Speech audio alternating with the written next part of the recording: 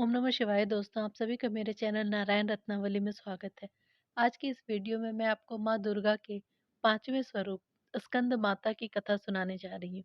आपको वीडियो अच्छी लगे तो कृपया कर मेरे चैनल को लाइक, शेयर, सब्सक्राइब करें। नवरात्रि के 5वें दिन माता स्कंद माता का शास्त्रों में विशेष महत्व बताया गया है। इस दिन साधक का मन पूरी तरीके से माँ दुर्गा के स्कंद माता रूप में लीन हो जाता है। साधक के लिए यह बहुत ही महत्वपूर्ण दिन होता है, क्योंकि वह अपने आध्यात्मिक विकास में बहुत ही आगे चला जाता है। स्कंद माता का अर्थ माँ दुर्गा के 5वें स्वरूप में से है। ये भगवान स्कंद की माता हैं, जो कुमार कार्तिकेय के नाम से भी जाने जाते हैं। भगवान स्कंद प्रसिद्ध तारकासुर संग्राम में देवताओं के सेनापति बने थे और पुराणों में इन्हें शक्तिधर और कुमार भी कहा जाता है। स्कंद माता की कथा। एक बार जब राजा दक्ष ने यज्ञ किया था तो उसमें माता सती को उन्होंने नहीं बुलाया था। तब माता सती अग्नि कुंड में कूदकर भस्म हो गई थीं। तब शिव जी विलाप करते हुए गहरी तपस्या में लीन हो गए थे। तब असुरों ने इस मौके का पूरा फायदा उठाया।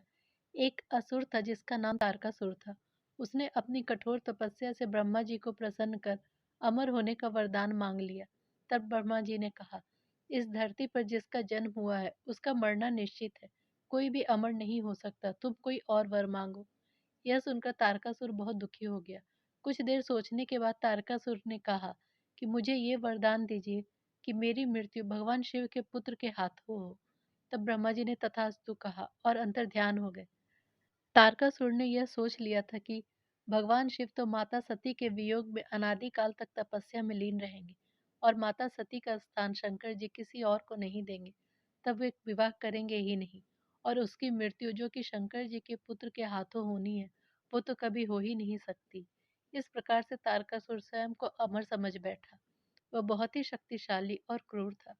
वरदान मिलने के कारण उसने देवताओं पर अत्याचार करना शुरू कर दिया। देवतागण बहुत परेशान हो गए। उन्होंने ब्रह्मा जी से मदद मांगी। ब्रह्मा जी ने कहा, तारकासुर का अंत तो शिव पुत्र ही कर सकते हैं। यह सुनकर इंद्र और समस्त देवतागण भगवान शिव के पास पहुंचे और इस सृष्टि को तारकासुर से मुक्ति दिलाने का निवेदन किया। शिव जी ने सभी देवताओं को इस समस्या से मुक्त करा देने का वचन दिया। तब भगवान शंकर पार्वती के अपने प्रति अनुराग की परीक्षा ली और माता पार्वती की तपस्या से प्रसन्न होकर उनसे विवाह कर लिया। विवाह के बाद शिव पार्वती के पुत्र स्कंद, जिन्हें कार्तिकेय के नाम से भी जाना जाता है, का जन्म हुआ। कार्तिकेय बाल अवस्था में ही बहुत वीर और शक्तिशाली थे। उन्होंने दुष्ट असुरों का संहार करना शुरू कर दिया। फिर वह समय भी आ गया जिसकी देवताओं ने प्रतीक्षा की थी। उन्होंने तारकासुर से युद्ध किया। एक भयंकर युद्ध हुआ जिसमें कार्तिकेय ने तारकासुर का वध कर दिया। देवताओं ने कार्तिकेय जी की वीरता की प्रशंसा की और उन्हें देवताओं का सेनापति बना दिया। स्कंद माता की उपासना नवरात्रि के 5वें दिन की जाती है। इस दिन साधक का मन विशुद्ध चक्र में अवस्थित होता है। इसके विग्रह में भगवान स्कंद बालक के रूप में उनकी गोदी में बैठे होते हैं। स्कंद माता की 4 भुजाएं हैं, जिनमें से दाहिने तरफ की ऊपर वाली भुजा से 6 सिर वाले भगवान स्कंद को गोद में पकड़े हुए हैं। एक हाथ में कमल का फूल है और एक हाथ आशीर्वाद की मुद्रा में है और नीचे वाले हाथ में भी कमल का फूल है। इनका वर्ण सफेद है। ये कमल के आसन पर विराजमान है। इस कारण इन्हें पद्मासना देवी भी कहा जाता है। इनका वाहन सिंह है। इनकी उपासना से बाल रूप स्कंद भगवान की उपासना भी स्वतः हो जाती है। स्कंद माता की उपासना करने से मन पवित्र होता है और मोक्ष का मार्ग सुलभ हो जाता है। सारे दुखों और कष्टों से मुक्ति पाने के लिए इनकी उपासना से अच्छा कोई दूसरा उपाय नहीं है। स्कंद माता की उपासना से बहुत सारे लाभ होते हैं। परम शांति और सुख की अनुभूति होती है। सभी दुख और कष्टों से मुक्त हो जाते हैं भक्तगण। मोक्ष की प्राप्ति होती है। स्कंद माता की उपासना से भक्तों को मोक्ष की प्राप्ति होती है। वे इस जन्म मरण के चक्रों से मुक्त हो जाते हैं और परम आनंद की प्राप्ति करते हैं। सभी मनोकामनाओं को पूर्ति करने वाला होता है माँ का उपासना। वे धन, संपत्ति, यश और वैभव प्रदान करती हैं। स्कंद माता की उपासना नवरात्रि के 5वें दिन की जाती है। इस दिन माता को केले का भोग लगाना चाहिए। बल और बुद्धि में प्राप्ति के लिए माता को 6 साबुत इलायची चढ़ाना चाहिए। ब्रह्म स्कंद जननी नमः मंत्र का जाप करना चाहिए और इलायची को प्रसाद के रूप में सेवन करें।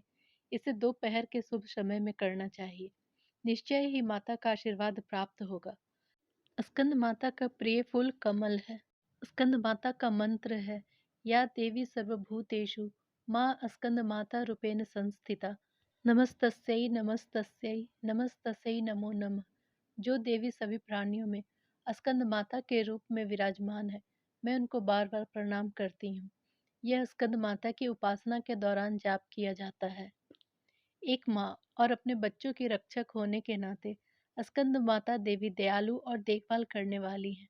माँ दुर्गा के इस अवतार की पूजा सफल और समृद्ध बनाता है। शारदीय नवरात्रि में पांचवें दिन को बहुत ही शुभ अवधियों में से माना जाता है, जब माँ दुर्गा अपने घर कैलाश से धरती पर अवतरित हुई थी। इसे महापंचमी के रूप में भी मनाया जाता है। भक्त उनकी आत्म केंद्रिता से पूजा करते हैं। देवी स्कंद माता एक वास्तविक माँ की तरह उन्हें नियंत्रण और सफलता प्रदान करती हैं। जो भी भक्तगण देवी पार्वती के इस रूप की पूजा करते हैं, उन्हें भगवान कार्तिकेय की पूजा का भी फल मिलता है। यह गुण केवल देवी पार्वती के स्कंद माता रूप में ही है। माता रानी आप सभी की सारी मनोकामनाओं को पूरा करें। जय माता दी।